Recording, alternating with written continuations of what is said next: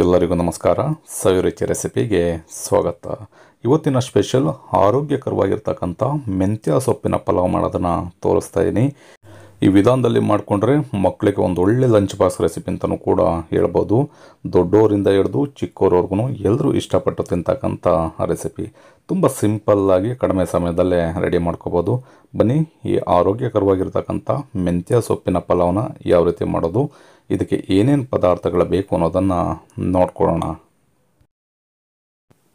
ಪಲಾವ್ನ ಮಾಡಿದಾಗ ಬಹಳ ಉದುರಾಗಿ ರುಚಿಯಾಗಿ ರೆಡಿ ಆಗಬೇಕು ಅಂತ ಅಂದರೆ ಮೊದಲಿಗೆ ನಾವು ಅಕ್ಕಿನ ನೆನೆಸಿ ಸೇರಿಸ್ಕೊಳ್ಳೋದ್ರಿಂದ ರುಚಿನೂ ಚೆನ್ನಾಗಿರುತ್ತೆ.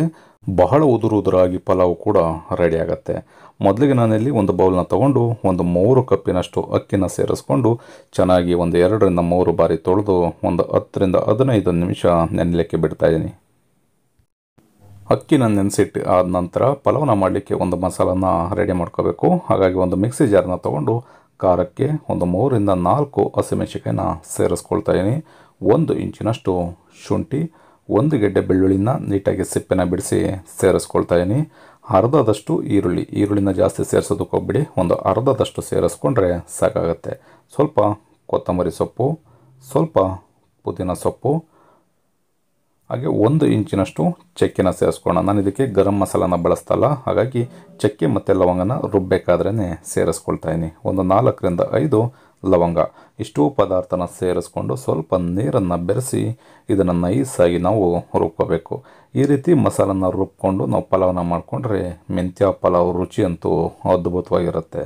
ನೋಡಿದ್ರಲ್ಲ ಎಷ್ಟು ಸಖತ್ತಾಗಿ ರೆಡಿಯಾಗಿದೆ ಅಂತ. ನೀವು ರುಬ್ಬೇಕಾದ್ರೆ ನೀರನ್ನು ಅಷ್ಟೇ ತುಂಬ ಜಾಸ್ತಿ ಸೇರಿಸೋದಕ್ಕೆ ಹೋಗ್ಬಿಡಿ.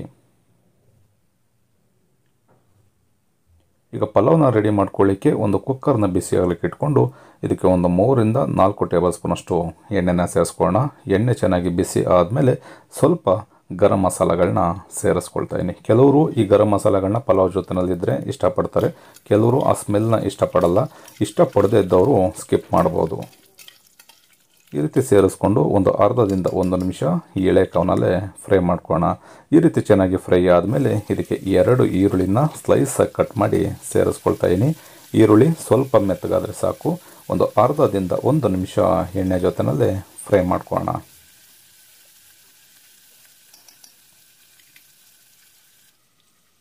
ಈರುಳ್ಳಿ ಎಲ್ಲ ಚೆನ್ನಾಗಿ ಫ್ರೈ ಆಗಿದೆ. ಇದಕ್ಕೀಗ 1 ಕಪ್ಪಿನಷ್ಟು ಹಸಿ ಬಟಾಣಿನ ಸೇರಿಸ್ಕೊಳ್ತಾ ಇದ್ದೀನಿ. ಹಾಗೆ 2 ಟೊಮೊಟೊನು ಕೂಡ ಸ್ಲೈಸ್ ಆಗಿ ಕಟ್ ಮಾಡಿ ಸೇರಿಸ್ಕೊಳ್ತಾ ಇದ್ದೀನಿ. ನಾನು ಮಸಾಲನ ರುಬ್ಬಬೇಕಾದ್ರೆ ಅರಿಶಿಣದ ಪುಡಿನ ಸೇರಿಸ್ಕೊಂಡಿಲ್ಲ, ಹಾಗಾಗಿ 1/4 ಟೀ ಸ್ಪೂನಷ್ಟು ಅರಿಶಿಣದ ಪುಡಿನ ಸೇರಿಸ್ಕೊಂಡು ಒಗ್ಗರಣೆ ಜೊತೆನಲ್ಲಿ ಚೆನ್ನಾಗಿ ಬಟಾಣಿ ಮತ್ತು ಟೊಮೊಟೊನ ಮಿಕ್ಸ್ ಮಾಡ್ಕೊಳ್ಳೋಣ. ಈ ರೀತಿ ಮಿಕ್ಸ್ ಮಾಡಿಕೊಂಡು 1 ರಿಂದ 2 ನಿಮಿಷ ಚೆನ್ನಾಗಿ ಫ್ರೈ ಆದ ನಂತರ ಇದಕ್ಕೆ 2 ಕಟ್ಟಿನಷ್ಟು ಮೆಂತ್ಯ ಸೊಪ್ಪನ್ನು ತಗೊಂಡು ಕಟ್ ಮಾಡ್ದೇ ಆ ಎಲೆಗಳನ್ನ ನೀಟಾಗಿ ಬಿಡಿಸಿ ತೊಳೆದು ಸೇರಿಸ್ಕೊಳ್ತಾ ಇದ್ದೀನಿ. ಈ ರೀತಿ ಸೇರಿಸ್ಕೊಳ್ಳೋದ್ರಿಂದ ನಿಮಗೆ ಮೆಂತ್ಯ ಸೊಪ್ಪಿನಲ್ಲಿ ಸ್ವಲ್ಪ ಕಹಿ ಅಂಶ ಇರುತ್ತೆ. ನಿಮಗೆ ಪಲಾವ್ನ ತಿನ್ನಬೇಕಾದ್ರೆ ಸ್ವಲ್ಪನೂ ಕೂಡ ಕಹಿ ಅನಿಸೋದಿಲ್ಲ.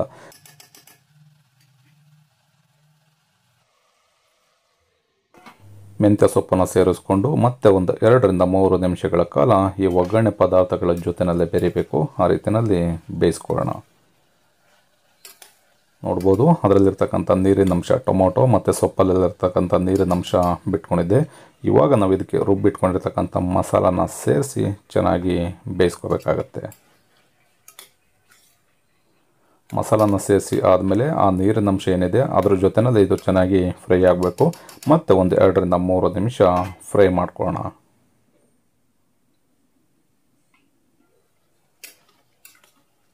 ಈಗ ಬಟಾಣಿ, ಸೊಪ್ಪು, ಮಸಾಲೆ ಎಲ್ಲ ಚೆನ್ನಾಗಿ ಫ್ರೈ ಆಗಿದೆ. ಇವಾಗ ಇದಕ್ಕೆ ನೀರನ್ನು ಸೇರಿಸ್ಕೊಂಡು ಚೆನ್ನಾಗಿ ಕುದಿಸ್ಕೋಬೇಕಾಗತ್ತೆ. ನಾನಿಲ್ಲಿ 3 ಕಪ್ಪಿನಷ್ಟು ಅಕ್ಕಿನ ನೆನೆಯಲಿಕ್ಕೆ ಸೇರಿಸ್ಕೊಂಡಿದ್ದೆ. 5 ಕಪ್ಪಿನಷ್ಟು ನೀರನ್ನು ಸೇರಿಸ್ಕೊಳ್ತಾ ಇದ್ದೀನಿ. ನೀವು ಅಕ್ಕಿನ ನೆನೆಸ್ದೇ ನೀವು ಹಾಗೇ ಹಾಕೋದಾದರೆ 1 to double 2ರಷ್ಟು ನೀರನ್ನು ಸೇರಿಸ್ಕೊಳ್ಳಿ. ಅಕ್ಕಿನ ನೆನೆಸಿ ನಾನಿಲ್ಲಿ ಸೇರಿಸ್ಕೊಳ್ತಾ ಇರೋದ್ರಿಂದ 3 ಕಪ್ಪು ಅಕ್ಕಿಗೆ 5 ಕಪ್ಪಿನಷ್ಟು ನೀರನ್ನು ಸೇರಿಸ್ಕೊಳ್ತಾ ಇದ್ದೀನಿ. ಈ ರೀತಿ ನೀರನ್ನು ಸೇರಿಸಿ ಆದಮೇಲೆ ಚೆನ್ನಾಗಿ ಕುದಿ ಬರೋವರೆಗೂ ಬೇಯಿಸ್ಕೋಬೇಕು. ಈ ರೀತಿ ಚೆನ್ನಾಗಿ ಕುದಿ ಬಂದ ನಂತರ ನಾವು ಅಕ್ಕಿನ ಸೇರಿಸ್ಕೊಂಡು ಒಂದೇ ಒಂದು ವಿಷಲ್ ಬರೋವರೆಗೂ ಕುಕ್ಕರ್ ಲಿಡ್ಡನ್ನು ಕ್ಲೋಸ್ ಮಾಡಿ ಬೇಯಿಸ್ಕೋಬೇಕಾಗತ್ತೆ. ಏಕೆಂದರೆ ಅಕ್ಕಿ ಆಲ್ರೆಡಿ ಚೆನ್ನಾಗಿ ನೆಂದಿರುತ್ತೆ. 2 ವಿಷಲ್ ಬೇಯಿಸ್ಬಿಟ್ರೆ ನಿಮಗೆ ಮುದ್ದೆ ಥರ ಆಗಿಬಿಡುತ್ತೆ, ಉದುರಾಗಿ ಬರೋದಿಲ್ಲ. ಹಾಗಾಗಿ ಒಂದೇ ಒಂದು ವಿಷಲ್ ನಾವು ಬೇಯಿಸ್ಕೊಂಡ್ರೆ ಸಾಕಾಗತ್ತೆ. ಈ ರೀತಿ ಅಕ್ಕಿನ ಸೇರಿಸಿ ಆದಮೇಲೆ ಒಂದೇ ಸಲ ಕುಕ್ಕರ್ ಲಿಡ್ಡನ್ನು ಕ್ಲೋಸ್ ಮಾಡಿ ಬೇಯಿಸೋದಕ್ಕೆ ಹೋಗಬಾರ್ದು. ಸ್ವಲ್ಪ ನೀರಿನ ಜೊತೆಯಲ್ಲಿ ಅಕ್ಕಿ ಕುದಿ ಬರಬೇಕು. ಚೆನ್ನಾಗಿ ಕುದಿ ಬಂದ ನಂತರ ಕುಕ್ಕರ್ ಲಿಡ್ಡನ್ನು ಕ್ಲೋಸ್ ಮಾಡಿ ಒಂದು ವಿಷಲ್ ಬೇಯಿಸ್ಕೋಬೇಕಾಗತ್ತೆ. ಈ ರೀತಿ ಚೆನ್ನಾಗಿ ಕುದಿ ಬಂದ ನಂತರ ಕುಕ್ಕರ್ ಲಿಡ್ಡನ್ನು ಕ್ಲೋಸ್ ಮಾಡಿ ಒಂದೇ ಒಂದು ವಿಷಲ್ ನಾವು ಬರೋವರೆಗೂ ಬೇಯಿಸ್ಕೊಳ್ಳೋಣ.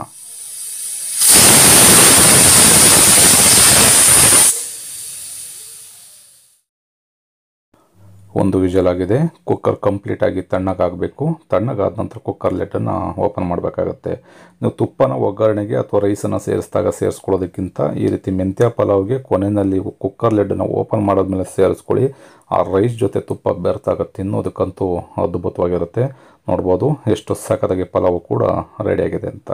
ಈ ರೆಸಿಪಿ ನಿಮಗೆ ಇಷ್ಟ ಆಯಿತು ಅಂತ ಅಂದ್ಕೊಳ್ತೀನಿ. ಇಷ್ಟ ಆಗಿದ್ದರೆ ಆದಷ್ಟು ಜನಕ್ಕೆ ಶೇರ್ ಮಾಡಿ. ಇನ್ನು ನಮ್ಮ ಚಾನಲ್ನ ಸಬ್ಸ್ಕ್ರೈಬ್ ಮಾಡ್ಕೊಳ್ಳದೆ ನೋಡ್ತಾ ಇರ್ತಕ್ಕಂಥವ್ರು ಸಬ್ಸ್ಕ್ರೈಬ್ ಮಾಡ್ಕೊಳ್ಳಿ. ಫೇಸ್ಬುಕ್ಕಲ್ಲಿ ನೋಡ್ತಾ ಇರ್ತಕ್ಕಂಥವ್ರು ನಮ್ಮ ಸವಿರುಚಿ ರೆಸಿಪಿ ಫೇಸ್ಬುಕ್ ಪೇಜ್ ಇದೆ, ಅದನ್ನು ಕೂಡ ಫಾಲೋ ಮಾಡಿ. ಮರಿದೇನೆ ಈ ರೆಸಿಪಿ ನಿಮಗೆ ಇಷ್ಟ ಆಗಿದ್ದರೆ ನೀವು ಕೂಡ ಮನೆಯಲ್ಲಿ ಒಂದು ಸಲ ಟ್ರೈ ಮಾಡಿ ಹೇಗಿತ್ತು ಅಂತ ಕಮೆಂಟ್ ಮಾಡಿ ತಿಳಿಸಿ. Thank you.